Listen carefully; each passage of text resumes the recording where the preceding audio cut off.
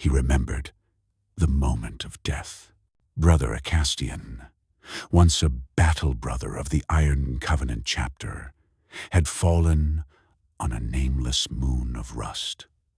The enemy, an orcish host bloated on stolen promethium, had overrun the outpost. In minutes, Acastian had held the southern trench line alone after his squad was swallowed by the green tide, pouring bolter fire into their ranks until his ammunition ran dry. The last thing he felt was the bite of a cleaver splitting his helm and the burning rush of his own lifeblood. As his consciousness faded like a sun collapsing into itself, a voice cut through the dark, a chaplain's voice, cold as midnight iron. "He fights still. Bring him." Acastian didn't recall agreeing. He only remembered the apothecary's needles burrowing into whatever pieces of him remained. The Techmarine's mechadendrites clicking across exposed bone as they whispered Benharic prayers. Someone chanted a litany he could not answer. Someone else assured him his sacrifice was honorable, even as his body was lowered into something colder than a grave. They grafted him into the sarcophagus of a dreadnought. He tried to scream when the mechanisms locked into his nervous system, but no one heard. They were already sealing him away. Before the lid shut completely, the chaplain leaned close, his skull helm reflecting the dying light. "You will serve beyond death, Brother Acastian. Honor demands it. The chapter demands it." The lid clamped shut. Sound dissolved. Acastian slept for days, or perhaps centuries. When he awakened, it was agony. Sight trickled back as a grainy crimson haze. Then sound arrived in jagged bursts, scraping metal, hissing pistons, whispered incantations. Sensation flooded in last, a crushing pressure enveloping his remaining flesh like the embrace of a collapsing star. The Techmarine's voice boomed through the cold machinery. "Initiate neural bonding. Prepare for pain." And pain arrived with volcanic force. Acastian's mind spasmed against the machine interfaces. His memories were dragged through molten circuits. His instincts became hard-coded directives. His anger found new chambers within the Dreadnought's machine spirit. He realized he was enormous, his viewpoint perched atop a metal colossus. He felt the weight of adamantium limbs, sensed the magnetic hum of reactor coils where his ribs once had been. The vents of his chassis reverberated with every simulated breath. He attempted to speak. His new vox issued only a guttural metallic bellow. The chaplain approached. "Brother Acastian," he declared, "you stand again. Rise and serve." Chains withdrew. Restraints disengaged. Servos moaned as his body lifted itself. With a tremor that shook dust from the vault rafters, Acastian took his first step as something both greater and less than a man. Inside, a cold dread coiled like a serpent deep in his sarcophagus. He was no longer a warrior. He was a tomb with a pulse, a sacred relic weaponized by the same brothers who now bowed reverently before him. And yet, the chapter rejoiced. They marched him to war. A century passed in a fever blur. Acastian crushed cities beneath his adamantium tread, burned heretic strongholds to carbon, and tore apart Xenos horrors with claws capable of rending tanks. Every time he fell silent between campaigns, The tech marines slotted him into cold vaults, where only the hum of reactors and distant chanting reminded him he was still considered alive. Each decade, the Dreadnought felt heavier. Not physically, memory had weight too, and the machine carried its own memories like anchors. The machine spirit whispered to him constantly now. At first, it was binary. Then, it became voices. Then, it became familiar voices, ones he had lost long ago. Though the chaplain said this was normal, the machine guides you, they insisted. Acastian knew otherwise. The whispers didn't guide. They pulled, but he obeyed. Obedience was all he had left. His final campaign began on the world of Pelinor's Hollows, a frontier planet caught in eternal dusk. Its sky was stained violet. Its wind carried dust that tasted like grave ash, and lightning flickered across the horizon like veins beneath diseased skin. The Iron Covenant landed to purge a knot of the dark mechanicum. Acastian emerged from the Thunderhawk like a small fortress given legs. His adamantium feet sank inches into the soft earth. Around him, squads of battle brothers formed defensive lines, their armor reflecting the gloom in dull ceramite gleam. A chaplain marched at his side. "Your vigilance is needed, Ancient One," the chaplain intoned. "You have slept for 30 years. Now, rise to wrath." Acastian tried to respond. Static and fractured syllables tumbled out.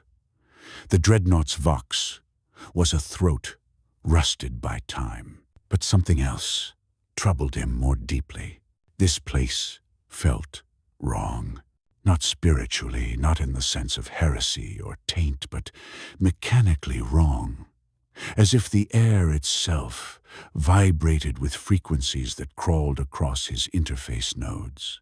Something in the very atmosphere seemed to recognize him and call to him. It only grew worse as they advanced into the ruins. Twisted towers of metal slumped against each other like dying giants. Fused corpses were embedded in rusted walls. Servo skulls drifted broken in the dust, occasionally twitching from dying static charges. Then, Acastian heard it. A hum, a resonance, a signal, threading itself into the oldest ports of his machine soul. He froze. "Brother Acastian," the chaplain asked. "Why halt?" Acastian tried to answer. His vox stuttered, hijacked by something cold and ancient embedded deep within the Dreadnought's systems. Home, the single word, echoed across the comm line like a groan from a tomb. Brothers turned toward him in unease. Tech Marines whispered Binharic warnings. The chaplain's silence was heavier than accusation. Acastian had not meant to say it. Something had spoken through him. Deep within the Dreadnought's sarcophagus, Acastian felt old circuitry stir. The machine's spirit, usually a whisper unfurled, like a spectral presence inside him. He could feel its attention, as if it had awakened from centuries of slumber. He wanted to deny it, to force the presence down. But the silence that followed felt like a held breath. That night, the machine spirit didn't whisper. It sang. A low, droning chorus bled into Acastian's consciousness. Thousands of metallic voices, some sharp as wire, others hollow as forgotten graves, intoned a hymn that vibrated through every lumen of his being. the Dreadnoughts. He could sense the minds of the ancient engines entombed throughout the chapter's vaults. The ones still active, the ones sealed away, even the ones whose chassis had long been melted down, but whose echoes still clung to the machine's wider network. He recognized some of them. Venerable Harkle, silent for 200 years. Brother Arvener, whose sarcophagus had cracked during a disastrous awakening. Even phantom fragments of ancients he had never known in life, old data ghosts clinging to the vaults like fungi of memory. They were all calling to him. Come, join, end. Their voices brushed his mind like cold metal fingers. Acastian attempted to shut them out. He recited vows, executed neural counterrights, forced system reboots. Nothing helped. The choir swelled until it drowned the world. His body stood immobile through the entire dusk cycle while the machine spirit chorus sang to him like a congregation of imprisoned souls. They told him the truth. He was the last who resisted the full merging, the last Dreadnought whose soul had not already been half digested by the machine. And the machine spirit wanted him. Before dawn cycle, the dark mechanicum attacked. It started with a seismic tremor, then vox screams tearing across the lines. Then the world erupted. Hellish constructs poured from the ruins, half flesh and half metal, stitched with demonic cables and dripping steaming oils that sizzled when they hit the dust. Bolter fire lit the trenches in staccato bursts of white. Astartes charged into the fray. Chainswords sang their savage songs as heretic machines shrieked in return. Acastian hurled himself into battle. His assault cannon churned a hurricane of rounds that shredded abominations into clouds of black ichor. His power fist crashed through metal and bone alike. Every motion was thunder, but the machine spirit choir screamed over the battle, shrill with excitement. Embrace us. Let go. The machine is forever. Acastian roared through his vox, attempting to silence the voices. It emerged, instead, as a monstrous metallic howl.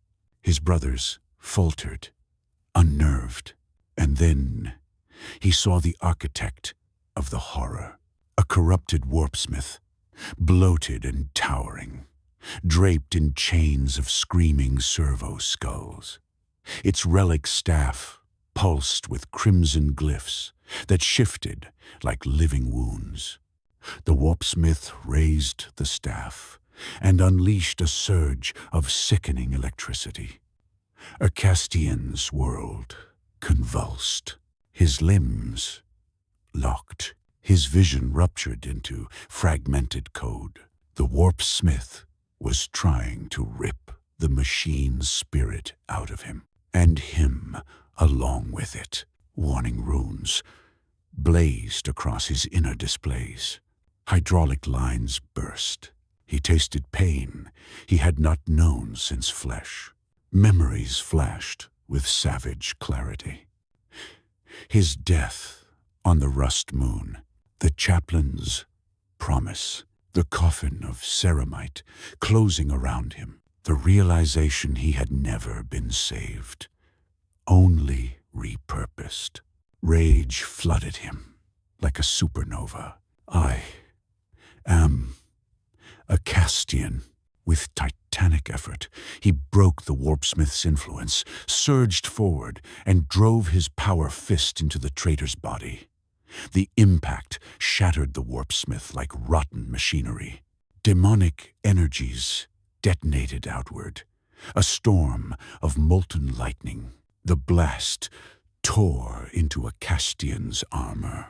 Ceramite peeled back like blistered skin. Reactor coolant hissed from ruptured vents. But he pushed onward, each step a tortured miracle. He fought until the horde broke. He fought until firelight became the only illumination on the battlefield. He fought until the last corrupted construct was silenced under Iron Covenant bolters, and only then did he fall. His colossal frame crashed into the ash, the ground trembling beneath him. His vision shrank to a dim ember within the helmet's crimson haze. The choir whispered triumphantly, "Join us. Your vigil is over." Ours dissolved. Footsteps approached, heavy, deliberate. The chaplain, Brother Acastian. Static crackled weakly from Acastian's vox. "Brother, help me." The chaplain's reply was soft. "You fought well, Ancient One, but your time has come." Acastian's remaining systems spasmed in sheer dread. He tried to rise. His broken limbs refused. "Do not struggle," the chaplain said. "The machine spirit resists you. You resist it. We cannot risk what you may become." Acastian's voice broke with static. "I have served without fail, and you have served with honor," the chaplain murmured. "But no warrior fights forever." He placed a gauntleted hand upon the Dreadnought's damaged sarcophagus. "May the Emperor claim what remains of you." The Crozius rose, its head crackling with sanctified energy.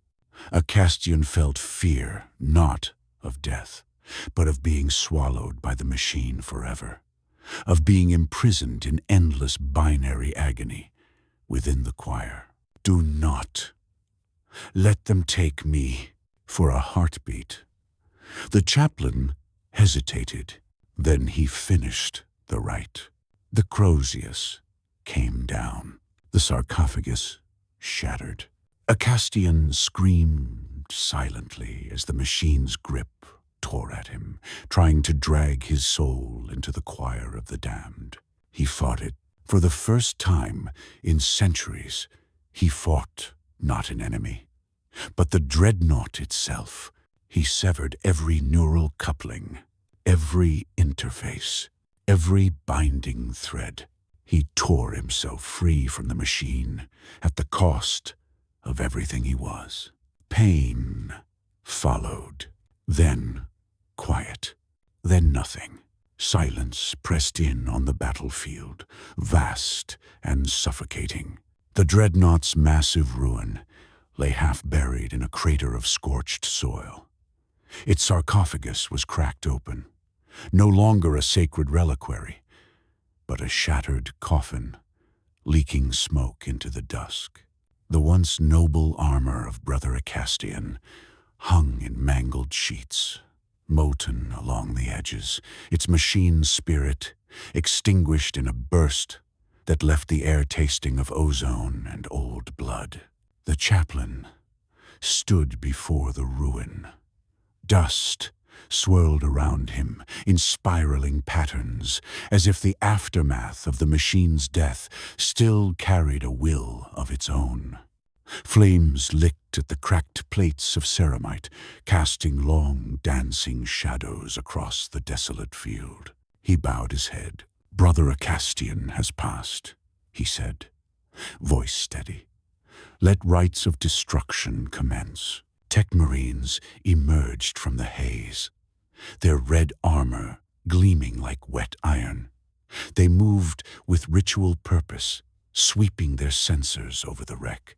Servo arms unfurled, probing scorched joints and fractured frame. Clanks, whirs, and metallic murmurs carried through the dusk. Core systems annihilated. One Tech Marine droned. "Spirit, node, absent," another said. the tiniest fault line of surprise in his voice. The chaplain turned, helm emotionless. "Salvage what remains," he commanded. "The rest returns to the pyre." They obeyed. Arc cutters roared to life. Sparks spilled in showers of angry gold. They carved into the Dreadnought's limbs, careful to preserve relic components, but indifferent to the ruined heart of the machine.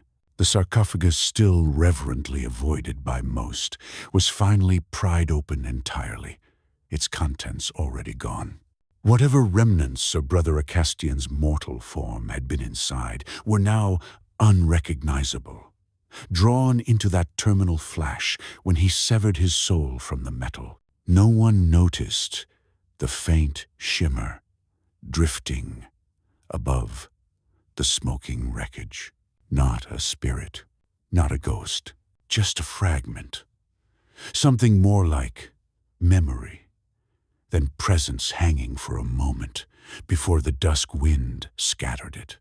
As the Iron Covenant swept the last pockets of the dark mechanicum from Pelinor's hollows, Acastian's death spread quietly through the ranks.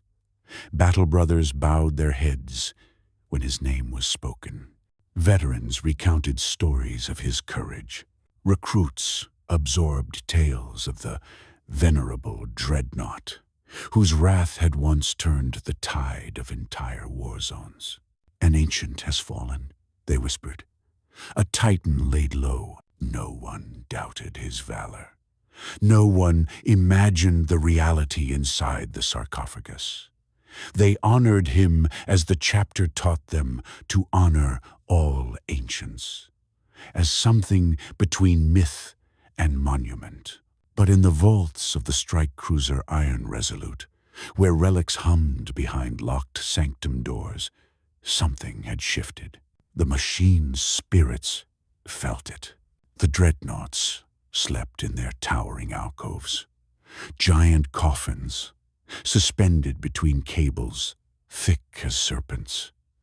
Their red optics lay dormant. Sensors flickered with low, slow pulses.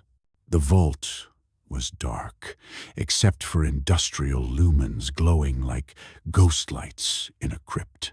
Yet the air vibrated with a strange tension. One by one, dormant machine spirits stirred in their shells, not awakening, just twitching at the edges of their slumber. A hum rippled through the network, a subaudible pulse that made Tech Marines pause mid-maintenance. Data streams looped unexpectedly. Error voices whispered through the internal comms. Subsystems flickered. Sensors caught motion where no motion existed. A Tech Marine brother Angarian approached a console and frowned. The displays were scrolling binary sequences he did not recognize. "Anomaly detected," he announced. "Neuronic bleedover from Dreadnought Bay 7. "That bay is empty," another Tech Marine replied. "It housed Brother Acastian." Angarian's mechadendrites twitched. Then the bleedover should be impossible. He accessed the machine network. The response was immediate. A blast of tangled code washed across his display. At first glance, it appeared as malfunction, but the code had structure, intent, a pattern like a scar. A single fragment repeated itself dozens of times, pulsing like a heartbeat. Never again. Angarian stepped back. "Machine, spirits do not generate this," he said softly. "What is it?" asked another. "A message," Angarian said, though he did not understand how such a thing could exist. He thought of deleting it. He did not. Far from the vaults, Brother Captain Vardek knelt before a hololithic projection of Chapter Master Koriath. The captain's armor was still darkened by battle soot. Cracks marred its surface. The campaign had been costly. "The enemy is purged," Vardek reported. But Brother Acastian's fall was grievous. The chapter master bowed his head. "He served long past any mortal limit," Coriath said. "Few dreadnoughts endure the centuries as he did. Fewer still resist the decay of their machine spirits. His end was inevitable." Vardek hesitated. "My lord, the chaplain believes Acastian's mind was troubled." "All ancients are troubled," the chapter master replied. "Entombment is not salvation, it is sacrifice. Every dreadnought becomes a chorus of voices. Every sarcophagus becomes a battlefield of the soul. One day, they all break." His grim acceptance settled like dust across the chamber. "Prepare a replacement," Coriath said. "The vaults must not fall silent. A new hero will take the vigil." Vardek nodded solemnly. "A successor will be chosen." When the strike cruiser reached orbit above the next war zone, the Tech Marines began the ritual to prepare a new dreadnought frame. The cradle was polished, its armor sanctified with oils and engraved with sigils of the Omnissiah. The sarcophagus old, as the chapter was scrubbed clean. Its interior gleamed like the polished bones of some mechanical beast, waiting for a ghost to inhabit it. Recruits gathered, whispering, "Who will be chosen? Who has suffered enough to earn the honor? Who will walk the path of Acastian?" Only the wounded were considered. Only those broken beyond normal healing. Only those whose bodies were shattered, but whose minds burned brightly enough to pilot the sarcophagus. One candidate lay in the apothecarian, barely alive. Brother Atheron, gravely wounded in the purge. Limbs gone, spine ruined, organs failing one by one. His eyes fluttered as he drifted in and out of awareness. The chaplain approached him. "Brother Atheron," he said gently, "you have fought with valor. The Emperor offers you continued service. You may rise again in the form of an honored ancient." Atheron's lips trembled. "Not that," he whispered. "Please, not the tomb." "There is no higher calling," the chaplain said. Atheron tried to raise a hand that was no longer there. "I have seen what they become," he murmured. "The voices, the hunger." He shuddered. "Do not entomb me." The chaplain rested a hand on his brow. "Your fears are born of pain and delirium. The machine is a gift, a fortress for the righteous." Atheron wept soundlessly. "I do not want to sleep in iron." "You will," the chaplain said softly, "and you will serve." Atheron was taken to the Dreadnought Bay at dawn cycle. The ceremony began. Sensors hummed. Cables descended like tendrils. The sarcophagus opened with a hydraulic sigh. Atheron screamed as they lowered him in. The lid closed. The mechadendrites entered. The bonding began. Brother Angarian felt it first. A tremor rippling through the machine network, a shockwave of data that shook his implants with the force of a psychic pulse. He staggered, gripping a railing. "Warning," he gasped. Neuronic surge across the Dreadnought link. Lights flickered in the vault. A low hum rose from the giant coffins around him. All the dreadnoughts stirred, not awakening, twisting. Their spirits rippled with something like fear. The code patterns flared across Ingarian's display. Never again. Never again, never again. By the Omnissiah, he whispered. Lights across the bay turned red. A scream tore through the network. Atheron's scream. The Dreadnought's sarcophagus shook violently. Its displays burst into life. The machine spirit roared. A voice bled through the Vox systems, half static, half something else. You will not take another. The tech marines froze. That voice, it sounded like a Castian. The sarcophagus cracked open from the inside, metal shrieking as servos bent. Lights blew out in showers of sparks. The machine bucked against its restraints, hydraulic lines bursting like overtaxed veins. Brother Atheron shrieked inside, thrashing against his bindings. Engarian ran toward the cradle. "Shut it down!" he shouted. "Cut all power!" The Dreadnought jerked violently. The cradle snapped. Chains tore free and lashed across the bay. Tech marines ducked. Something inside the machine howled. In machine code, no more tombs. A flood of corrupted data swallowed the network. Systems crashed. Dreadnoughts across the vault shook within their alcoves. Acastian's message, his final act of defiance, was echoing like a blade through the machine spirit choir. A warning, a curse, a refusal. Engarian reached the central control lectern and slammed his fist into the emergency override. Power died. The Dreadnought collapsed. Silence fell across the bay. Atheron sobbed weakly inside the shattered sarcophagus. Engarian rushed forward and pried the lid open. The interior was mangled interface needles twisted, neural ports fried, restraints broken. Atheron was bloody, shaking, terrified beyond reason. He stared at Engarian, trembling. "Something screamed in my mind," he whispered.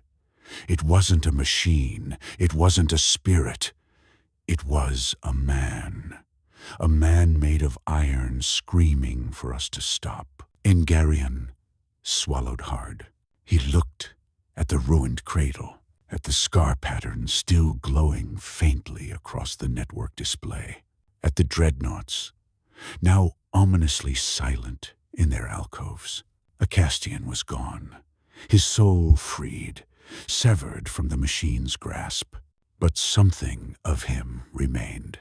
Not consciousness, not will, a trace, a mark, a scar carved into the machine spirits of the entire vault. A final refusal to let another warrior suffer his fate. Engarian bowed his head. "Brother Acastian," he whispered, "your vigil continues." The Iron Covenant continued their wars. They built new war engines. They reforged armor and forged heroes anew. But the Dreadnought Vault stayed strangely quiet. No Dreadnought rose as easily as before. Some resisted awakening. Some refused to bond. Some screamed in machine code during activation. The chapter began to say the machine spirits were awakening, growing temperamental, becoming unpredictable. Only Engarian knew the truth. Acastian had not allowed himself to be absorbed into the choir. He had torn himself free, and in the process, he had burned a wound into the machine spirits so deep it would echo for centuries. A warning that lived on long after the man inside the iron coffin had found peace. Sometimes, late in the cycle, as Engarian walked the vault's quiet steel halls, he heard a faint pulse ripple through the dark. Not Words, not a voice, just a feeling, a pressure that brushed against the soul like a gauntleted hand. He always paused, and he always murmured the same thing. Your vigil is ended, Brother Acastian. Deep in the vault, among slumbering giants of iron and memory, the machine's spirits remained still. For the first time in ages, there was silence. Not the silence of suppression, not the silence of obedience, the silence of fear. And beneath it all, drifting like smoke, the faintest echo of defiance.